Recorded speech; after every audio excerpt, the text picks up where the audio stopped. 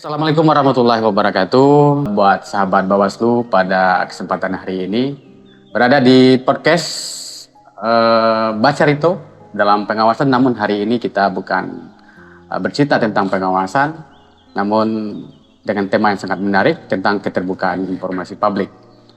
Dan saya Azwar Mardin, Ketua Bawaslu Kabupaten Padang Pariaman. Pada hari ini akan kita mencoba mengulik dengan tema tentang keterbukaan informasi publik dan seberapa penting keterbukaan informasi publik di salah satu lembaga publik yang saat ini di tengah teknologi informasi yang tentu dapat memberikan informasi-informasi kepada seluruh masyarakat.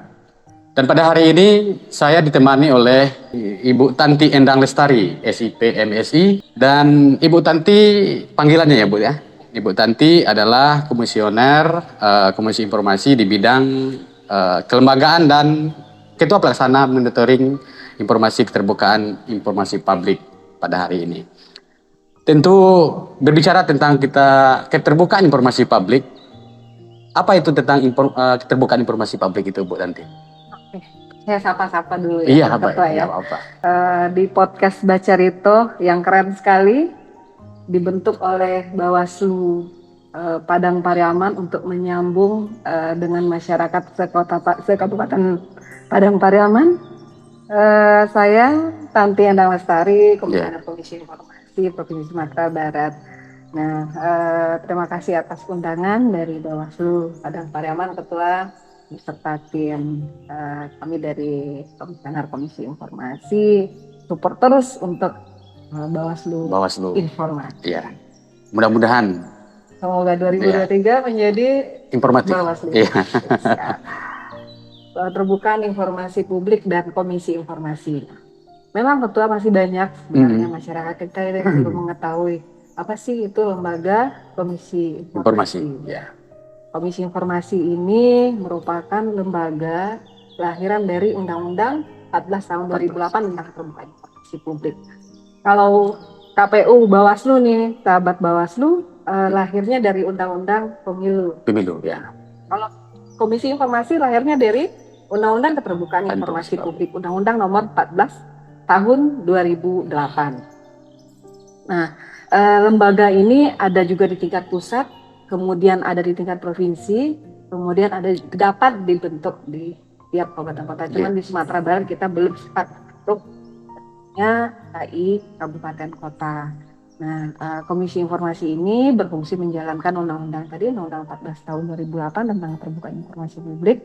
Kemudian peraturan pelaksananya termasuk dengan menetapkan petunjuk teknis, standar layanan informasi publik, dan menyelesaikan sengketa informasi melalui mediasi dan adjudikasi. Itu kira-kira misi informasi ini, Ketua dan sahabat Bawaslu sekalian. Jadi dia bertugas sebagai kuasi peradilan, melaksanakan persidangan di luar peradilan tentang hak masyarakat atas keterbukaan informasi publik, hak memperoleh masyarakat atas keterbukaan informasi publik. Berarti bahwa Komisi Informasi itu adalah bagian salah satu lembaga yang membidangi tentang bagaimana kelembagaan pemerintahan atau publik itu bisa memberikan akses informasi yang harus atau yang perlu didapatkan oleh masyarakat itu sendiri. Iya, benar. Baik ya. Nah, mengenai tentang keterbukaan informasi publik kita di Bawaslu. Nah, apa yang perlu menjadi sebuah dalam menghadapi pemilu 2024 dalam keterbukaan informasi publik ini, apa yang harus dilakukan atau tentang catatan apa yang perlu dapat dipenuhi oleh Bawaslu untuk memenuhi Undang-Undang Nomor 14 Tahun 2008. Oke, tidak lama lagi Ketua ya? Iya, tidak lama lagi. Berapa bulan lagi? Sekitar 3 bulan lagi. 6 bulan lagi lah, lebih kurang. 4 bulan lagi ya? 4 ya? bulan. Oktober, November, Desember. Iya, sampai Februari. Pemilu ini merupakan informasi yang seksi katanya Ketua. Iya. Nah, setiap masyarakat itu menguber tentang informasi pemilu. Begitu juga dalam Undang-Undang Keterbukaan Informasi Publik, Badan Publik ini apa adalah itu Badan Publik dia adalah anggarannya untuk melaksanakan kegiatan terambil dari APBN dan APBD. Betul. Kita kan Bawaslu ini salah satu badan publik yang instansi kita memakai APBN dan APBD. Kita merupakan badan publik. Jadi kita mempunyai informasi publik yang ada di bawah penguasaan kita. Yaitu informasi terkait dengan pelaksanaan pemilu. Nah, karena informasi yang sangat kaya ini di Bawaslu, instansi Bawaslu itu, maka Bawaslu sebagai badan publik wajib memberikan informasi pada para pemohon informasi yang datang kepada Bawaslu baik secara fisik maupun secara elektronik. Nah, datang secara elektronik itu kan juga bisa sekarang. Iya, betul. Banyak fasilitas untuk hal tersebut. Begitu kira-kira. Oke. Nah, mengenai tentang informasi, Bu. Nah, tentu masyarakat tahu bagaimana cara masyarakat untuk menggunakan haknya, artinya mendapatkan akses satu lembaga, contohnya ke Bawaslu, mendapatkan sebuah informasi. Proses-proses apa saja yang perlu dilakukan oleh masyarakat terhadap lembaga publik tersebut? Baik, sahabat Bawaslu sekalian, jadi di Undang-Undang 14 tahun 2008 tentang keterbukaan informasi publik itu kita masyarakat diberi hak. Hak itu merupakan hak azazi kita, bahwasanya informasi publik itu adalah hak kita peroleh, kita dapatkan. Jadi untuk memperoleh hak ini sebenarnya sudah diatur sedemikian rupa oleh Undang-Undang 14 tahun 2008 ini. Jadi biasanya kita di Bawaslu misalnya nih ada yang datang nih ketua minta informasi, mohon data, biasanya kita pasti melayani dengan maksimal ya. Betul, ya. Dan namun dalam Undang-Undang 14 tahun 2008 ini dia lebih memanage dengan bagus, mengemas, packaging dengan bagus bagaimana pola, mulai dari pola permohonan informasi sampai dengan pola pengelolaan informasi yang harus dilakukan oleh Bawaslu. Nah, untuk permohonan informasi ini kita menyebutnya pemohon informasi. Kapan dia menjadi pemohon informasi? Pada saat ada 3 pemohon. Pertama adalah orang perorangan, di mana untuk memohonkan informasi dia itu datang ke badan publik dengan membawa syarat dan ketentuannya. Dia wajib membawa KTP. Kemudian kalau dia kelompok orang itu adalah kumpulan beberapa orang. Perwakilan misal Nagari kita salah satunya di 3 kota Melintang. Nagari 3 kota Melintang.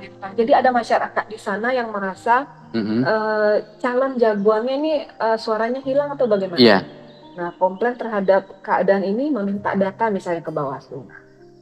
Warga Nagari 3 kota Melintang ini mewakili kepada si A untuk meminta informasi ke Bawaslu. Jadi mereka membuat surat kuasa, kemudian surat kuasa ditandatangani bersama dengan lampiran KTP kepada si A ini, kemudian A yang datang ke Bawaslu untuk memohonkan informasi. Kemudian ada lagi lembaga yang berbadan hukum. Nah, kan sudah banyak nih, pasti saya yakin datang ke Bawaslu atas nama LSN, atas nama NGO, dengan dengan kedok kami dari NGO ini ingin melihat, ingin minta informasi. Jadi boleh, mereka juga berhak meminta atas nama pemohon. Namun ada satu kewajiban yang harus mereka penuhi, yaitu mereka harus terdaftar dalam Kemenkumham. Mereka wajib membawa yang namanya ADART dan SK Kemenkumhamnya, sahabat Bawaslu. Tidak bisa langsung ujuk-ujuk minta begitu saja. Dalam Undang-Undang 14 tahun 2008, badan publik itu wajib menyediakan yang namanya space PPID. Jadi di setiap badan publik, apalagi di Bawaslu Padang Pariaman ini sudah punya ya? Iya, sudah punya. Sudah punya. Ada space untuk ruang untuk PPID. Jadi para pemohon tersebut, baik teman-teman yang direbel, masyarakat disabilitas ketua, wajib diakomodir, kemudian yang apalagi yang lainnya. Nah, di sana pemohon informasi ini dilayani oleh petugas dari PPID, kemudian yang sedikit berbeda, dia punya buku tamu yang berbeda dengan buku tamu kita biasa.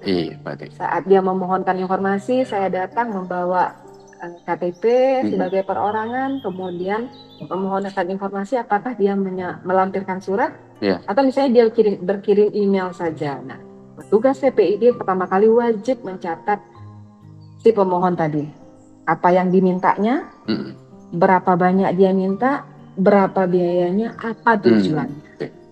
Nah, tujuannya itu wajib dicatat. Kemudian setelah tercatat si pemohon menyampaikan KTP-nya tersebut, nah baru dikaji oleh tim PPID. Nah, biasanya kita kan di badan publik kita beritikat baik dengan para pemohon. Betul. Biasanya kita biasanya berapa hari nih? Kalau kita di pengalaman di Ngeri Watu itu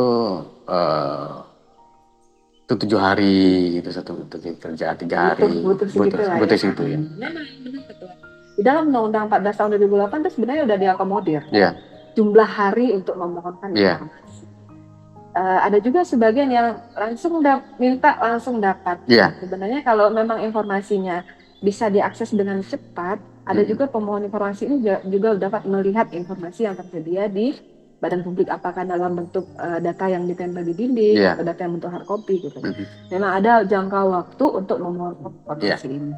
Jadi badan publik Bawaslu boleh mengolah informasi itu dulu jika pemohon tadi ada kekurangan misalnya. Kekurangan itu misalnya tujuannya tidak dibuatnya. Kita bisa memintakan tolong dibuatkan dulu tujuan. Setelah lengkap baru dia mengisi form, kemudian diisi form baru dinyatakan oleh Bawaslu kami akan melakukan penyediaan data yang diminta oleh pemohon tadi. Jadi tidak harus 1 hari, itu juga harus dikirim. Baik, ini cukup menarik buat sahabat Bawaslu karena ada beberapa yang cukup menarik dari Bu Tanti kita kutip tadi bahwa lembaga-lembaga yang bisa mengajukan permohonan atau permintaan informasi ke badan publik itu pertama terdaftar sebagai contohnya LSM. LSM harus mempunyai badan hukum yang SK Menkumham. Nah, bagaimana nanti ada lembaga yang hanya tidak ber-SK-kan dari Menkumham, hanya mungkin sekedar legalitas di badan hukum di tingkat notaris saja, namun mereka melakukan permintaan informasi. Banyak sekali. Nah, ini tentu ini akan menjadi persoalan nih pada publik ketika Iya, artinya begini, ketika lembaga tersebut minta waktu ke badan publik, mereka tidak mempunyai badan hukum. Nah, tentu kita menolak untuk hal seperti itu. Apakah menolak secara langsung atau kita menerima dulu permohonan mereka? Nanti kita jawab setelah batas waktu kita untuk menjawab tentang permohonan mereka. Baik, sahabat Bawaslu sekalian, cukup menarik, saya ditantangi luar biasa oleh Ketua Bawaslu Padang Pariaman ini Pak Azhar Mardin, luar biasa. Menarik sekali kasus seperti ini. Kekhawatiran saya menjelang atau dalam rangka 2024 ini atau setelah nanti hasil Ketua pasti masyarakat akan banyak, apakah ini ada ada agenda lain misalnya dari seseorang yang kepoin hasil yang dia tidak senangi gitu misalnya, mengatasnamakan lembaga. Nah, tapi ternyata sesuai dengan aturan permohonan informasi yang diatur oleh Undang-Undang 14 tahun 2008 ini, yang bersangkutan itu belum lengkap permohonannya. Nah, kita dari badan publik boleh menyurati yang bersangkutan bahwasanya syarat yang dimohonkan oleh pemohon sesuai dengan regulasi keterbukaan informasi publik dan Perbawaslu, Perbawaslu 1/2022 menyatakan bahwa permohonan tidak dapat dipenuhi karena syarat dan ketentuan yang mengharapkan pemohon untuk memohonkan informasi tidak terpenuhi. Nah, gitu aja. Jadi dalam waktu 3 hari si pemohon itu memperbaiki dan mengulang kembali permohonan. Artinya pemohon harus melengkapi syarat-syarat pemohon untuk mengajukan ke tingkat PPID. Benar. Berbicara tentang keterbukaan informasi publik, tentu itu adalah sebuah kewajiban bagi badan publik. Nah, bagaimana dengan tentang kewajiban juga dari pemohon bahwa syarat-syarat pengajukan permohonan informasi itu juga telah diatur aturan mainnya di Undang-Undang 14 tahun 2008. Nah, tentang badan publik yang ada nih menuju informatif Bu Tanti, karena di setiap lembaga publik itu setiap tahun selalu melakukan evaluasi. Ini cukup menarik karena ada yang informatif, ada yang menuju informatif dan cukup informatif itu penilaiannya di tingkat kelembagaannya sejauh mana Bu Tanti. Oke, terima kasih Ya. Ketua. Jadi sahabat Bawaslu sekalian, Komisi Ya. Informasi Sumatera Barat ini yang sudah berdiri sejak tahun 2014, Ya. 2015 mereka berkewajiban melaksanakan monitoring evaluasi keterbukaan informasi publik. Kalau dulu dapat melaksanakan semenjak peraturan 1 2022, KI itu wajib melaksanakan 1 kali setahun. Nah, kemudian dalam melaksanakan monitoring evaluasi keterbukaan informasi publik, ajang ya namanya, untuk menilai setiap bagaimana badan publik melaksanakan pelayanan informasi publik, kemudian pengelolaan informasi publik itu yang dilihat dalam Monev. Nah, monitoring evaluasi ini dilaksanakan oleh Komisi Informasi setiap tahunnya. Ada beberapa kategori badan publik, pertama itu OPD provinsi, pemerintahan kabupaten kota, pemerintahan nagari, BUMD, kemudian KPU kabupaten kota, Bawaslu kabupaten kota. Nah, seluruhnya itu dinilai. Kalau kami lebih semangatnya itu mendampingi badan publik untuk menjadi informatif. Nah, yang seperti kita sampaikan tadi, ada yang menuju, ada yang cukup, gitu kan. Nah, kalau di KPU di Bawaslu kami melaksanakan itu untuk seluruh kabupaten kota. Bawaslu saja, KPU saja. Kalau Bawaslu Padang Pariaman udah punya ini ya, satu ya. Ini dari Komisi Informasi tahun 2022 ya. 2019 ya. Oh, nah, 2019 itu udah informatif ya. Nah, menuju informatif cukup ya. Peringkat kedua ya. Peringkat kedua. Moga-moga di 2023 ini jadi informatif di bawah pimpinan Ketua. Mudah-mudahan, amin. Nah, kemudian itu merupakan peringkat Ketua. Jadi ada informatif, menuju informatif, cukup informatif, dan tidak informatif. Itu jadi KI ini diamanahi oleh negara, oleh undang-undang untuk memberikan status tersebut ke badan publik. Informatif ini dengan total nilai 90 sampai 100. Nah, dalam Monev ini ada beberapa tahapan. Pertama kita kumpulkan dulu semua badan publik yang saya sebutkan tadi, kemudian kita bimtek, kemudian kita melalui aplikasi Monev. Nah, aplikasi Monev ini sahabat Bawaslu kalau di Komisi Informasi Provinsi untuk tingkat provinsi se-Indonesia ini untuk tahun 2021 kita melaksanakan itu satu-satunya di Indonesia ini melaksanakan berdasarkan aplikasi Monev. Jadi nanti badan publik mengirimkan jawaban dari kuesioner yang dikirimkan oleh Komisi Informasi, kemudian Komisi Informasi melaksanakan verifikasi terhadap kuesioner tadi, kemudian tahapan berikutnya adalah verifikasi faktual, yaitu kunjungan kepada badan publik atau visitasi. Kemudian kita baru melakukan presentasi. Ini merupakan ajang uji publik di mana badan publik ini akan diuji oleh para ada yang perwakilan dari akademisi, ada perwakilan dari masyarakat, ada para praktisi keterbukaan informasi. Jadi Monev KI ini tidak hanya KI saja menguji, tapi juga ada uji publiknya nanti pada saat tahapan presentasi. Semoga Kabupaten Padang Pariaman Bawaslu-nya ikut dalam presentasi. Mudah-mudahan. 2020. Iya, baik. Karena hari ini Bu Tanti, karena masa hari ini adalah masa teknologi informasi. Artinya hari ini keterbukaan informasi publik itu di tingkat teknologi informasi berkembang saat ini, masyarakat sangat mudah untuk menjumpai, baik itu di media sosial, media cetak, dan lainnya. Nah, seberapa perlu KI mendorong bahwa pelayanan keterbukaan informasi publik ini perlu disesuaikan dengan perkembangan dengan teknologi informasi. Apakah hari ini sudah ada badan publik yang dapat mempermudah masyarakat untuk mendapatkan informasi tersebut? Minimal itu informasi yang ada dua informasi yang dikecualikan dan informasi yang serta-merta ini.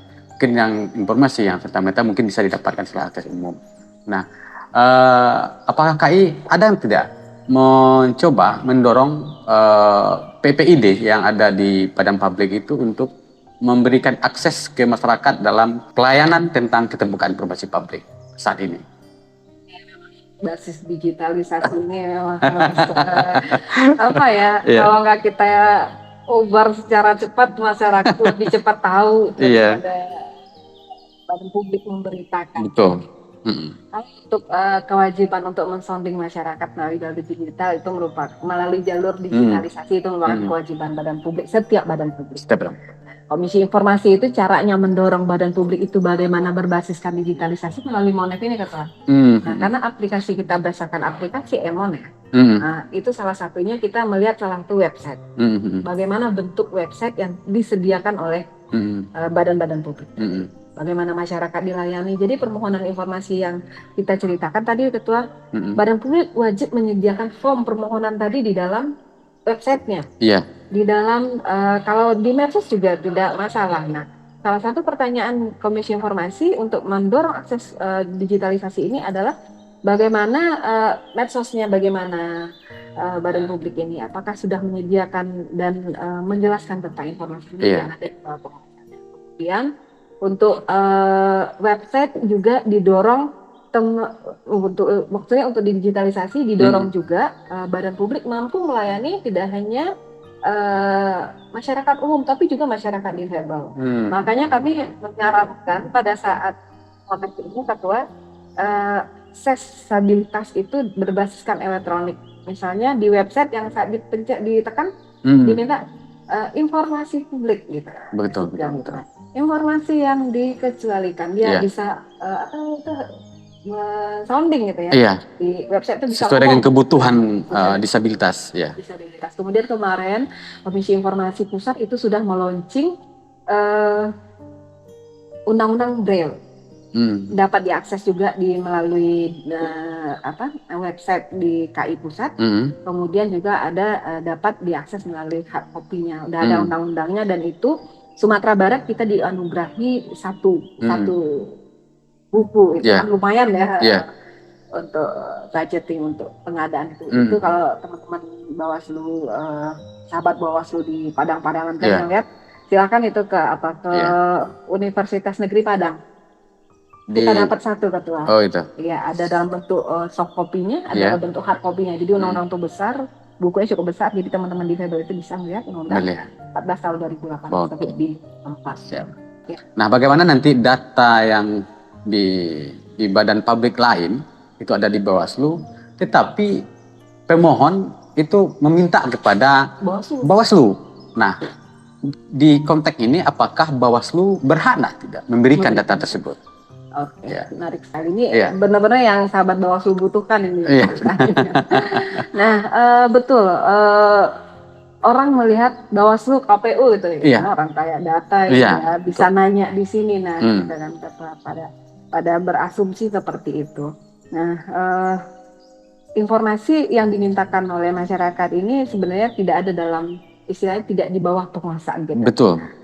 Mungkin dari Bawaslu itu dapat memberikan apakah dia datang ke sini atau datang melalui elektronik, email, WA dan lain sebagainya, sampaikan bahwasanya informasi publik tersebut tidak dalam penguasaan kami. Nah, misalnya boleh juga dihantarkan di sana data tersebut ada di KPU atau biar lebih amannya menyatakan saja bahwa badan publik kami Bawaslu Padang-Padangan tidak mempunyai data tersebut atau data tersebut tidak dalam bawah penguasaan kami gitu. Nah, mungkin ada sedikit perbedaan Ketua, sedikit ada semenjak tahapan. Nah, selama teman-teman di Bawaslu dan KPU melaksanakan tahapan, di KI juga ada di Komisi Informasi namanya Peraturan Komisi Informasi Standar Layanan Informasi Pemilu dan Pemilihan. Nah, ini mungkin agak sedikit berbeda dengan yang 10 hari kita sebutkan tadi. Kalau informasi pemilu, informasi publik terkait pemilu, yaitu informasi kaitan tahapan itu dapat kita lihat dalam Perbawaslu nomor 1 tahun 2022. Apa saja informasi pemilu tersebut? Nah, adalah informasi sepanjang yang sedang melaksanakan tahapan. Jadi untuk memohonkan itu para pemohon ini sahabat Bawaslu hanya punya waktu 3 hari. Bawaslu 3 hari ini mengolahnya harus memberikan informasi kepada yang bersangkutan pada pemohon. Jadi sedikit berbeda. Jadi persidangan dan lain-lain juga tidak sepanjang misalnya kalau biasa itu 100 dalam selama teman-teman melaksanakan tahapan ini lebih pendek waktunya. Ini hanya berlaku sepanjang teman-teman di penyelenggaraan pemilu melaksanakan namanya tahapan pemilu. Hanya itu juga undang-undang peraturan ini berlaku. Oke. Gitu. Satu lagi Bu, nanti sebelum kita closing, PPID yang kita bangun di Bawaslu itu memberikan sebuah pelayanan. Nah, informasi yang diminta. Ketika informasi yang diminta itu tidak, artinya informasi yang dikecualikan. Nah, ketika pemohon tidak mengetahui hal itu, walaupun sudah kita sampaikan, namun kita mengotot, namun kita tidak bisa memberikan. Nanti mereka akan melakukan sengketa informasi ke KI, ya? Ke KI, ke tingkat provinsi. Nah, bagaimana ini ini jelas ini tidak bisa diberikan. Bagaimana nanti Komisi Informasi menyikapi tentang permohonan mereka ini. Nanti ini juga kalau kita berikan kita salah, tidak kita melanggar. Kalau kita berikan ini menunggu sebuah sengketa informasi yang akan diajukan oleh orang atau lembaga tersebut. Mengenai Bu nanti menanggapi hal ini. Tentu kita di PPID gitu. Ada kekhawatiran juga. Ya kekhawatiran juga, tapi perlu dikhawatirkan. PPID-nya Bawaslu Padang Pariaman yang sudah tangguh ini ya. Baik, Sobat Bawaslu sekalian dan rekan-rekan di Bawaslu Padang Pariaman. Sebenarnya ada tips dari KI Sumbar. Jangan takut diadukan oleh pemohon ke Komisi Informasi. Nah ini kami merupakan pasti peradilan, tapi kabar petakutnya lebih menyamankan sebenarnya kabar takut panggilan sidangnya. Kenapa demikian? Karena gini, pada saat sebuah badan publik dipanggil oleh Komisi Informasi karena seorang pemohon yang tidak mendapatkan informasi yang diajukan pemohonan, dibilang sama Bawaslu, ini merupakan informasi yang dikecualikan. Kami hanya bisa, biasanya itu banyak permintaan itu, ada 10. Yang 5 ini dikecualikan, yang 5 bisa kami berikan. Kemudian si pemohon memberikan lagi, sahabat Bawaslu namanya keberatan. Nah kemudian keberatan ini bersikukuh juga si pemohon ini. Kami minta juga lah yang 5 ini. Nah, itu kan sudah kita balas lagi suratnya Ketua.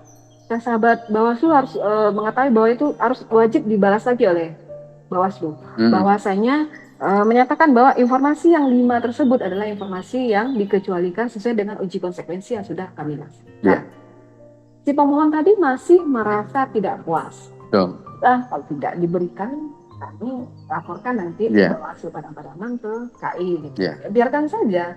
Kenapa biarkan saja? Karena di persidangan penyelesaian sengketa informasi tersebut, Bawaslu akan menjelaskan, 1, kami sudah melaksanakan pelayanan terhadap informasi publik dan pengelolaan informasi publik dengan secara baik dan benar sesuai dengan Undang-Undang Keterbukaan Informasi Publik dan Bawaslu khususnya. Lakukan itu di persidangan, ikuti persidangan.